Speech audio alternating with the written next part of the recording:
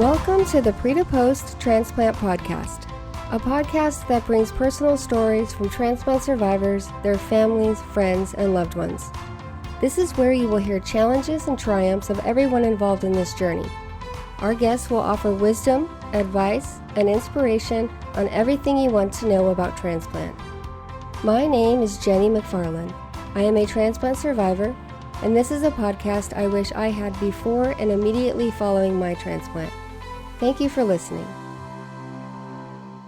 Hey everybody, welcome back to the podcast. This is Jenny McFarland, your host, and I am excited for today's episode, but I want to remind you guys to make sure that you go on to the Apple Podcast platform and leave the podcast a rating and review. Whenever you do that, it helps other people find the podcast easier. And it also makes me happy because I love getting feedback from you guys.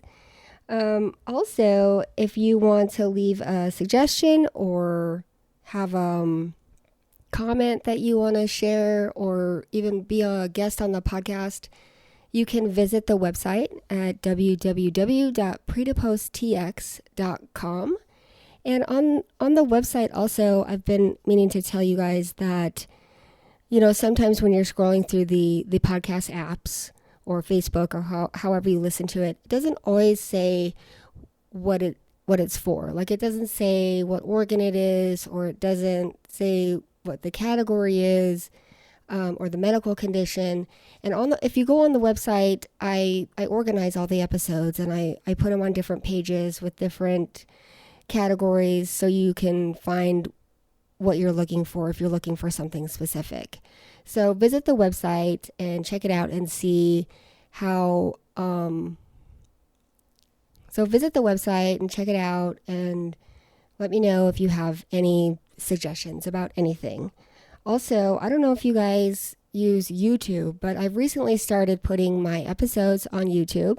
So if you're interested in listening to the podcast and you're a YouTube user, you can go on to our website, and at the bottom of the page, there is a little icon for the YouTube that you can click on, and it'll take you right to the YouTube channel. So those are all the reminders I have for you guys.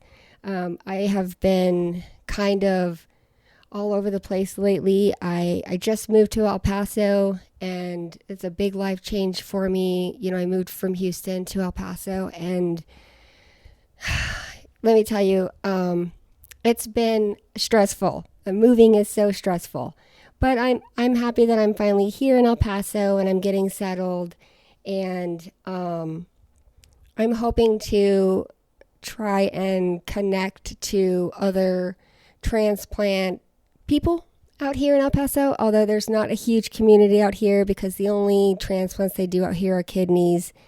And so if you live in El Paso and you listen to this podcast, you know, reach out to me so we can connect, because I'm looking for a bigger community out here than just me.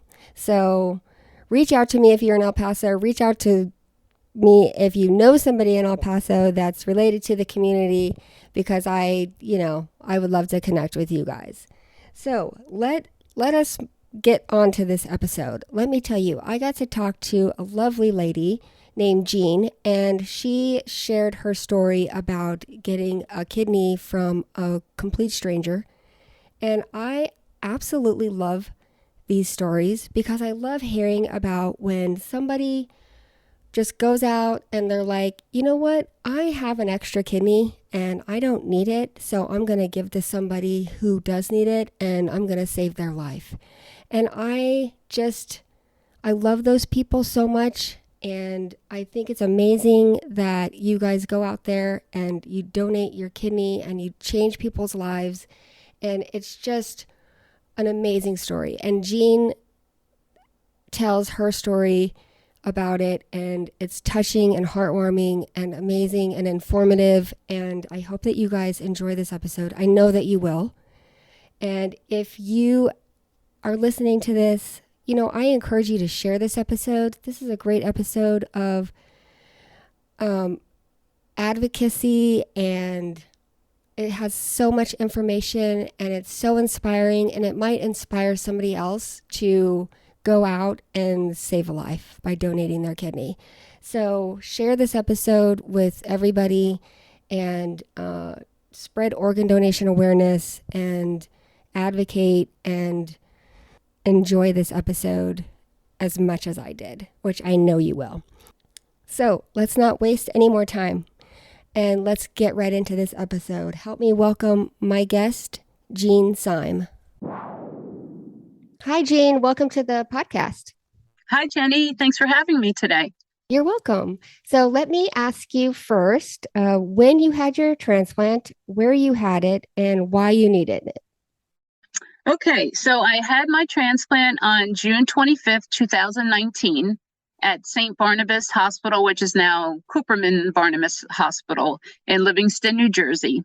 Okay. I needed my transplant because I had chronic kidney disease that I was unexpectedly diagnosed with in 2013 and unfortunately led to end-stage renal disease. So I had no choice but to go on dialysis and,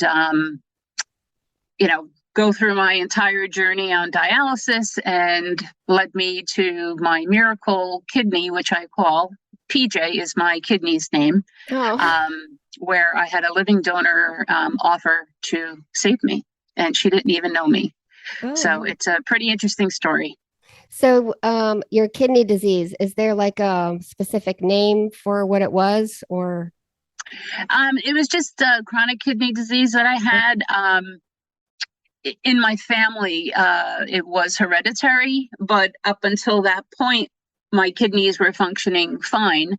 Until 2013, I noticed that I was short of breath, and my lower torso was swelling from my waist down. So my legs, my ankles, my feet, and it was very difficult to walk, not only due to the swelling, but also due to the breathing, which was extremely scary. That it was so scary that I actually took myself to the emergency room, and nobody wants to go to the hospital. And I knew once I got in there, they would dig deep, which is exactly what I needed them to do, and find out what was going on. And all of my labs were totally out of whack. The blood pressure was out of whack. The sugar was out of whack. Everything, all my lab numbers were. And I stayed there for a few days. And the only thing that they could come up with was I had a blockage in my heart, which they thought I had anyway. The hospital that I was in didn't really have the equipment for it. So they transferred me to another hospital. And ironically, at that point, my creatinine level was normal. I did not have any kidney issues until after they started treating me for the heart issue that they thought I had. Just to backtrack, my breathing issue was because I had fluid in my lungs. So they actually had to drain the fluid out, which was, all I can say is it was an experience that I will never, ever, ever forget. You had to get a chest tube? No, they went behind with the needle, with the huge needle in the clear bottles. It looked like clear plastic milk bottles, and they filled up 3 to 4 of them, and it was not a pretty sight. And I will never forget the kindness of the nurse who was with me, and she calmed me down, and she played soothing ocean music for me to help me get through it. So to this day, I still keep in touch with her. Her name is Delia, and I still thank her for being so kind to me, because that's nice. That was just an added touch to help me get through it. Once I was transferred to a different hospital, they placed a heart stent in me. And the procedure itself was really, it was okay. I had to stay overnight just to be watched and to make sure I didn't have any reactions. And unfortunately, I found out at that point that I was allergic to the contrast dye. And I turned red as a lobster, and literally it was like a chemical burn from the inside. Oh my Um, gosh. when I tell you every part of my body peeled, even the inside of my ears were peeling. That's how Wow. strongly it affected me. So I had to stay an extra night, which was fine. But during that period, I obviously had to continue going for checkups on my heart. And anytime they did the angiograms or any other type of procedures for the heart, contrast dye was used. And if anyone is familiar in the kidney world, contrast dye is not very helpful for your kidneys. And Oh, at that okay. point in 2015, my nephrologist said, it's time. It's time. We can't avoid, ignoring that you're going to need to go on dialysis because your creatinine is just going out of whack. So when they used that dye, did they just have to like because you were allergic to it? So what they do? Just use like strong Benadryl or There are different options with the dyes. There's the dyes without the contrast. oh, okay. But by the time they realized it, my creatinine numbers were already starting to go up. Oh, So even though, they try to put a band-aid on it, so to speak, the kidneys, between that and also, high blood pressure and diabetes. I mean, it's a perfect equation for a disaster to happen. So it was just a matter of time, unfortunately. Um, but thankfully I had very good doctors who were watching me. And in March of 2015, I wasn't at the point yet of dialysis, but we decided to get the fistula um, created in my arm because I did not want the catheter. yeah. Um, so we got that created. It took 7 months to get mature. And at that point in October of 2015 is when I started dialysis. And Oh, I was frightened. I mean, it was just very, very, a very frightening experience to go through. And you question so many different things about life and why me, the pity party started. And it took me a good 6 months before I accepted it and um, said, hey, you know what? Without this machine, I wouldn't be here. So thank goodness the machine is here to keep me alive. So yeah. I changed my attitude, which I think was like 90% of my treatment was my attitude and just accepting it and trying to make the best of a bad situation. Let's Yeah. put it that way. So you said that you were afraid of what was it? Afraid of going on dialysis or afraid of the transplant? Not the transplant, because even at that point, I didn't even think about transplant, to tell you the truth, because it was just such a shock to me that I had to go through this. Oh, okay. And my mom was on dialysis when she was alive, and that was many years ago. I mean, obviously, they have definitely improved the process and such. But just reflecting back on what she went through, and now I'm going through it, and how her life was so dependent on this machine and no freedom, and how am I going to work full time? I was an officer in the bank at that time, and do my treatments in center, which I chose. I did not want to do the at home treatment or PD. I chose the in center hemodialysis. Um, it was just very, very overwhelming, and your family is there to help you and support you, which they did, but you are the one going through it. You are Right. the one sitting on that machine 3.5 hours, 3 days a week, and just the entire process. And you sit and you think about it, that all of your blood is being literally removed from your body, going through the machine, being filtered and putting back in through these two little needles that are in your arm. It was just very, very overwhelming. So not only, the scary part of how I was going to feel being on dialysis. Was it going to make me feel better? Was it going to make me feel worse?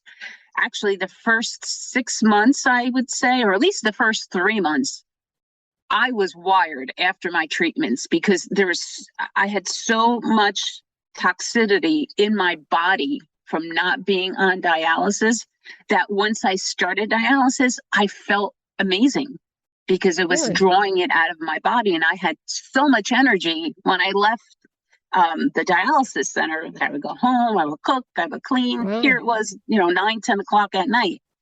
But that did eventually stop Yeah, I was after a gonna say while. I always heard it as kind of the opposite, Yeah, dialysis. it was only in the beginning. I'm going to tell you the truth for me in my Yeah. situation anyway. But I think it was because, we waited and waited to the last minute to try and avoid dialysis, which unfortunately we couldn't. Yeah. But as the years progressed, I was on dialysis for 3.5 years.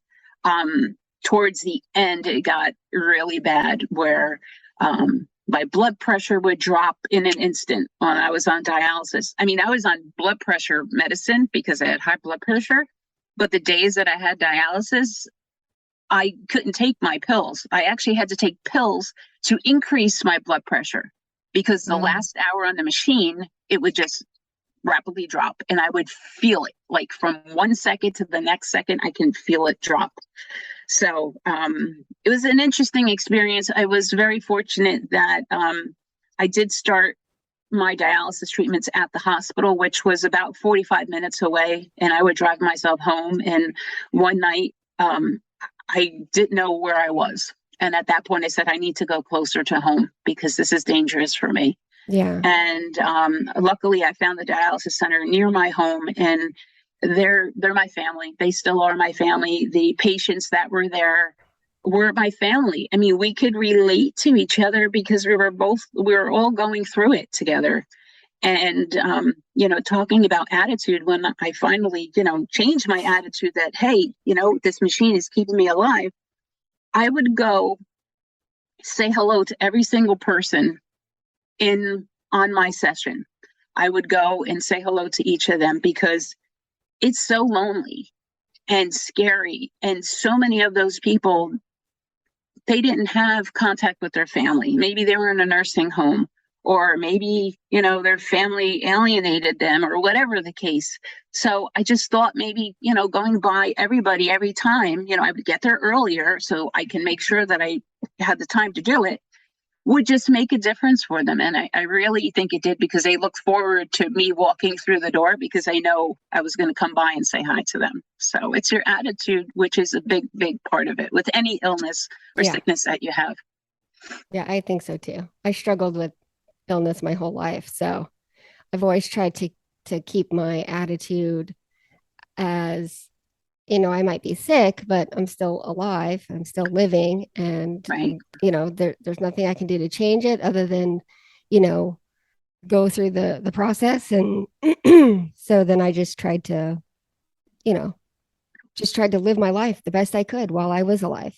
So, Yeah. And, one of the things that I love to do was to travel. And that was a big concern of mine that now I'm, you know, uh, hooked up basically to the machine 3 times a week. How am I going to have, my work life and my home life and travel when I have to, depend on this? But I was lucky that my schedule was Monday, Wednesday, Friday, and I had the weekend off.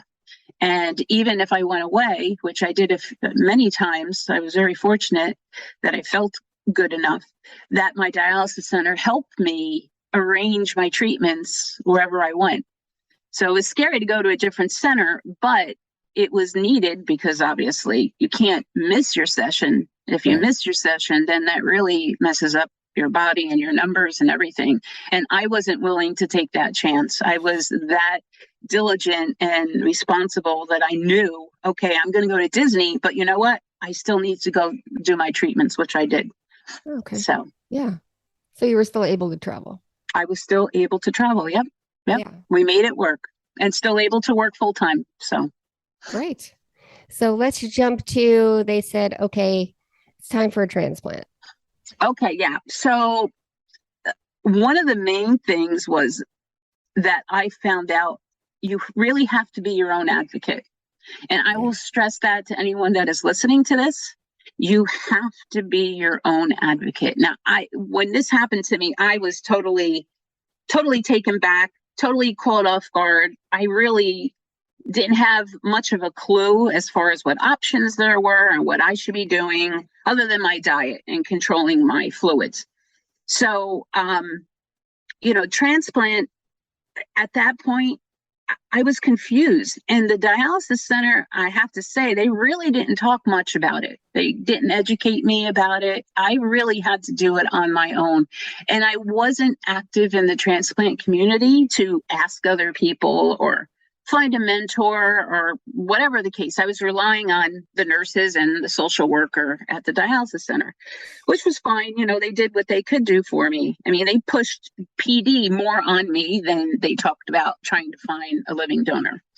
So, my story with my transplant, again, I couldn't even wrap my head around a transplant. So I just tried to do my own research, and educate myself the best that I could. For me, what helped me, I mean, my family, I did have my sister offer her kidney to me. For my own personal reasons, I did not accept it. And again, for my own personal reasons, I just couldn't. Yeah. But at that point, I just decided to just start talking about it and sharing my story with people. Like, what do I have to lose? Okay. But that would be my second point to anyone listening, is to share your story, because someone is always listening. You just don't know who's going to be listening to it. So in my case, I would go to a local hospital, and I would go get my blood work done every month. Anything that not only transplant center, which was St. Barnabas, which I registered with them, but also the dialysis center, you had to get blood work done as well. And the phlebotomist, I always call her my nurse, but the phlebotomist knew my story because she had been taking my blood for 3 years. And, she always asked about dialysis and how I'm feeling and all that stuff. So one day I just went for my routine dialysis. And after I left, she ran into one of her coworkers, whose name is Pat. Now, Pat was a nurse at the same hospital for 40 years. Now, years ago, Pat had wanted to donate one of her kidneys to her patient. Long story short, that never worked out. Her mom was ill and she had to postpone that. Luckily, her patient did eventually get a living donor.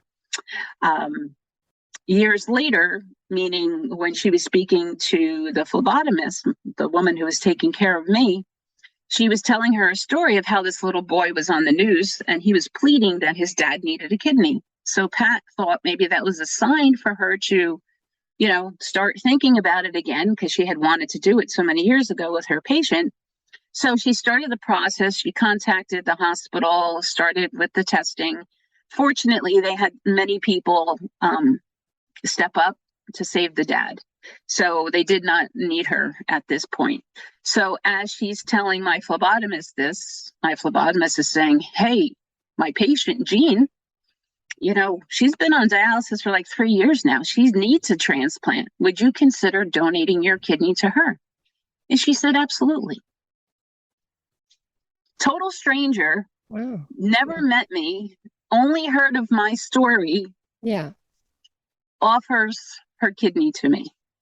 How crazy is that? So the That's phlebotomist, she called and she left the message on my phone as I'm driving with my sister in the car. And she says, you're not going to believe this. After you left, I ran into my coworker, Pat, and she's considering donating her kidney to you. You have to call her.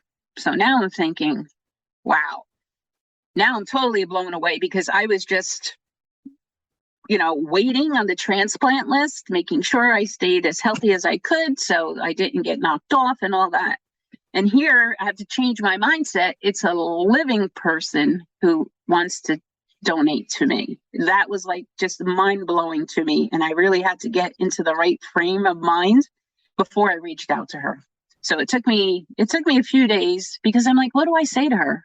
I don't even know what to say. Do you want to Yeah. meet for coffee someday? Mhm. Oh, thank you, by the way, for the offer. I didn't know how to approach that. So I was on dialysis when I actually called her.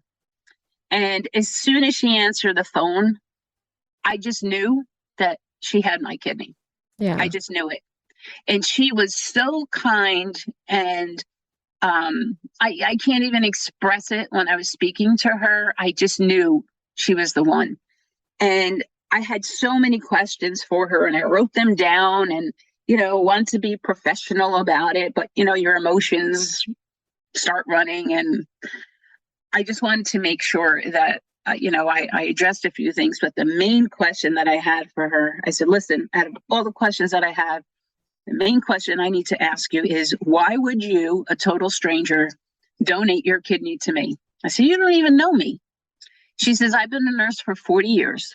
And out of everything that I've seen my patients go through, watching someone on dialysis and living off of a machine was the hardest for me. She says, I have two kidneys. I only need one kidney. I just want to give back. And when she said that to me, I said, well, I am right here. I would be thrilled if this all worked out. So we actually, she started the testing process for me, and we decided to meet. And it was so crazy when we met because she actually looked a little bit like me. She had Mhm. short hair. She was a Uh-huh. little stocky. She had glasses. Um, and when we met each other at the hospital, I was going there for testing. And it was just an amazing moment. We were both emotional about it. Yeah. And they put her through a grueling process. If any donors are listening, they know that there are as many tests as I have to go through. She had to go through, and then some, because they have the psychological tests that they have to go through as well. Right. And she was a trooper. She didn't complain. She was right on it with the coordinator if she didn't hear back from them. And I have to give her credit, because sometimes the process can be much, much longer. But because she was so diligent and so dedicated and devoted to making this happen, I think that's the reason why it happened the way it did. And she had a couple things that she had to take care of that popped up on her labs. I had a couple things that came up that I had to take care of as well. And again, through it all, we went through the process together, and then we found out that we were a match. And that's why I call it my miracle kidney, because what are the odds a total stranger, number one, offers to save my life, but she's a match. Yeah. She was 67 when she donated to me. That's amazing. Before you continue on, so many people feel like they're too old to donate. And 67 is still young, but a lot of 67-year-olds think, oh, I'm too old for that. And this Yeah, story just says that you're not. yeah, no, absolutely. And she just had this passion of saving someone and helping someone. I mean, that's Yeah. the industry she was in. She was a nurse for 40 years. So she just wanted to give back. And it's just so amazing. And I'm so blessed Yeah. that whoever above sent her down to me to save me. And I just had lunch with her today. We see each other, quite often. She lives literally 2 minutes from the transplant hospital. She's about 20 minutes from me, and I consider her my sister. And she's just an That's amazing awesome. person. She's 70 years old now, still doing well, thank goodness. Our kidney's name is PJ. P is for Patricia, her name, and J for Jean. And it was so Oh, funny. Just one night, I said, you know what? We should name our kidney. And this was before we had the transplant. And then I started, writing things down, and we came up. I'm like, what about PJ? And she goes, that's it, PJ. that's So that's that's our kidney's name. that's so great that she helped you name that. And you call it our kidney. That's crazy. Yes, Yeah. it's our kidney, because without her, I I love wouldn't that. have it. Yeah. So, yes. Yeah, I love that so much. So Yeah. her surgery went smoothly. She didn't have any issues or anything. She did well. And they put us probably around 5 rooms from each other, and they did that on purpose because they didn't want us too close to each other, so Yeah. we would walk, which Yeah. was very smart of them. um, the only issue that she had was from the gas, so she had some shoulder pain up here, Oh and yeah. That happened to me. it happened to you as well, yeah. But she figured it out. She figured out what she needed to do to help with that. Mm. Um, and then right before we were both about to be discharged, her hemoglobin dropped a little bit. So they just wanted to do a couple tests and just to check it out, make sure, she was good to go. They actually told me that I can go home at that point. And I'm thinking to myself, there is no way I'm leaving her in the hospital. There's Yeah. no way. And I was, doing okay, thank goodness. But I just consciously, I could not leave her. This woman just saved my life, and I'm going to leave her behind. No. Yeah. So we both stayed the extra day, and luckily she's doing okay and she was doing well. Just fatigue, I guess, Yeah. was the main thing that she had. For me, I have to tell you, when I woke up in the intensive care after surgery, I didn't know where I was. I knew I was in the hospital, but I didn't know that I had the transplant. And I woke up and I said, oh, okay, I'm in the hospital. This is cool. Boy, I wish I had that kidney transplant. And then I started feeling, and I saw all the tubes, and I felt like where the kidney went. And I said, oh my gosh, I had the kidney transplant. My first question was, how is Pat?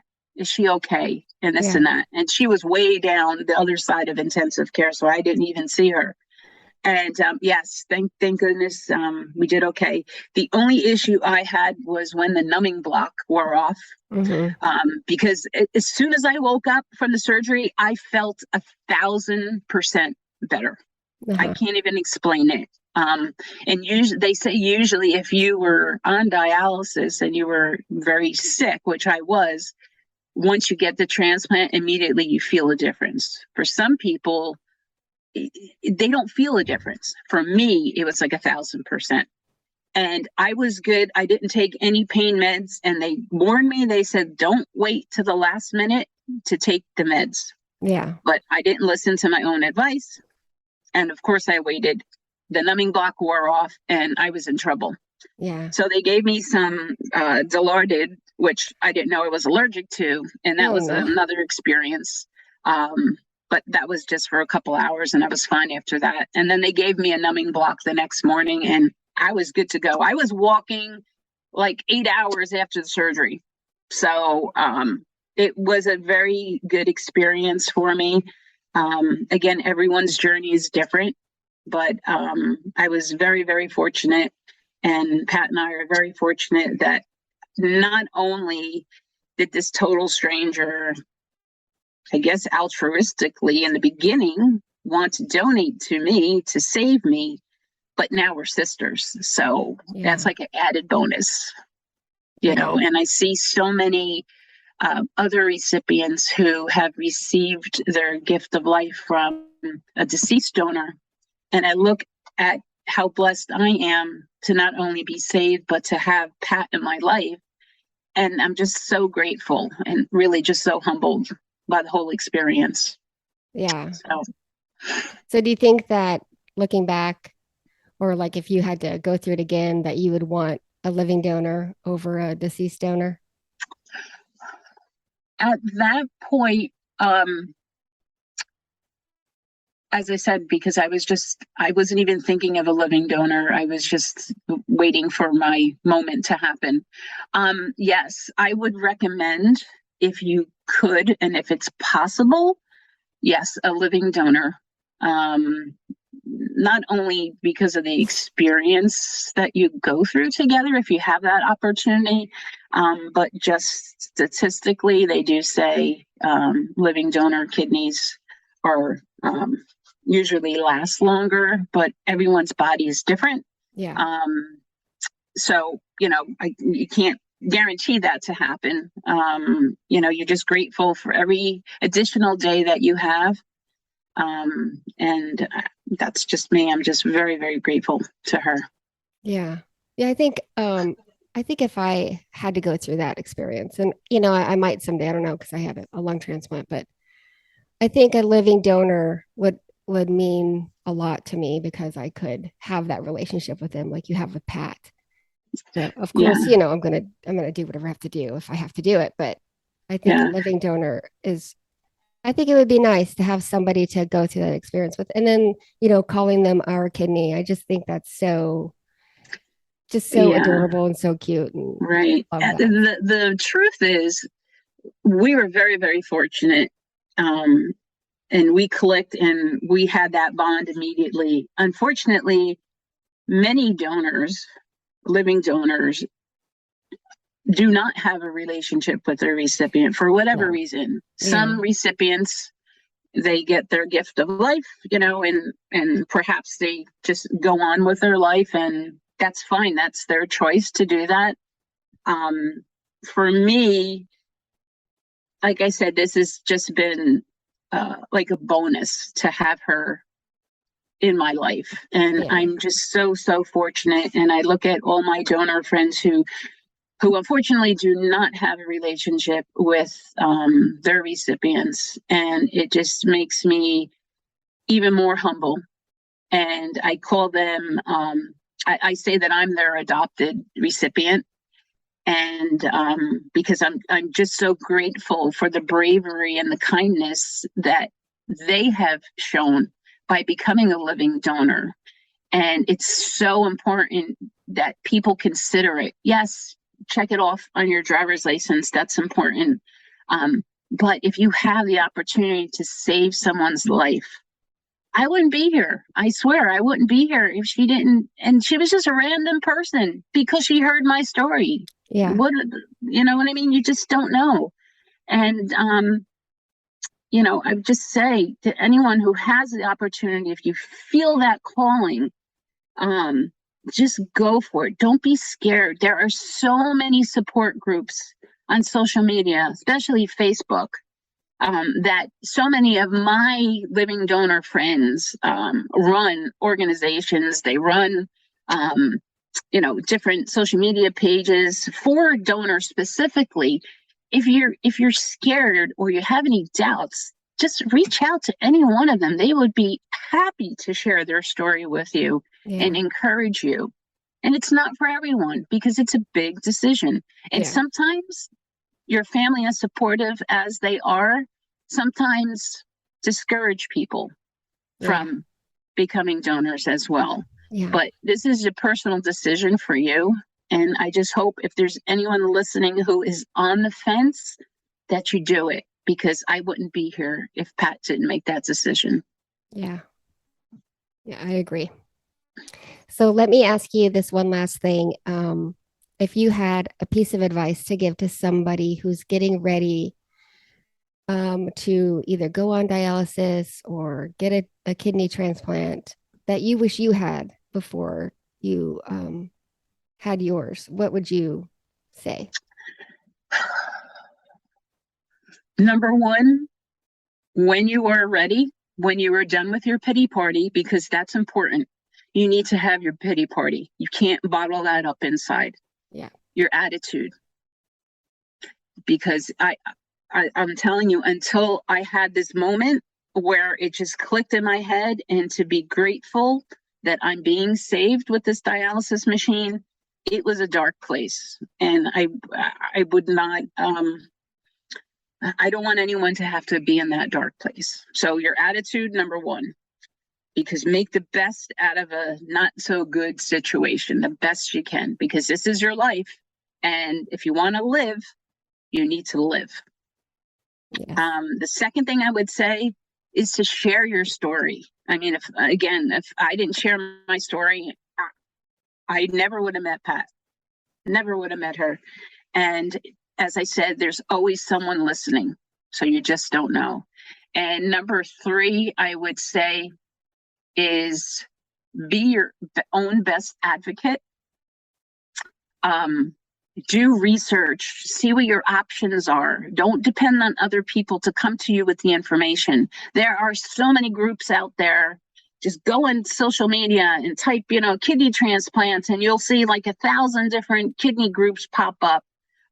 You can reach out to me. I'd be happy to, talk to you about it, share my story with you and my experience, and put you in touch with some of my friends that have organizations that can help.